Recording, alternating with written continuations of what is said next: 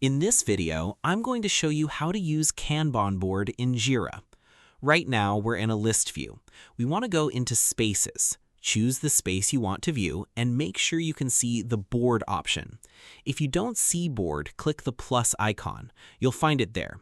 Just click it and it will add board to your navigation bar. Once it's up there, click on board. Now here's the great part. You can create items directly in this view. You'll see every item organized into columns like To Do, In Progress, Testing, and Done. You can also change how items are grouped. For example, you can set it to None.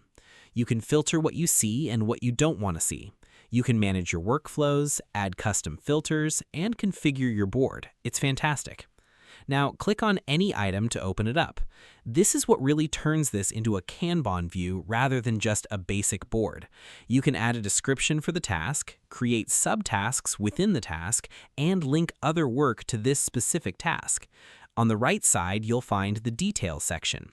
Here, you can assign someone to the task, you can choose a priority from highest all the way down to lowest, you can set a due date by clicking on the calendar, you can also add labels, assign different teams if you have more than one, and choose a start date.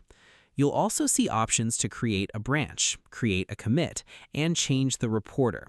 The reporter is who you report to, so your assignee will report directly to that person. You can also set up automations here, creating rules where one action triggers another. You can configure all of that right here. This is a great way to create a Kanban view. You can also click and drag cards from one column to another, and you'll be able to see all the details as you go. If you liked this video, please like, subscribe, and share. Thanks for watching.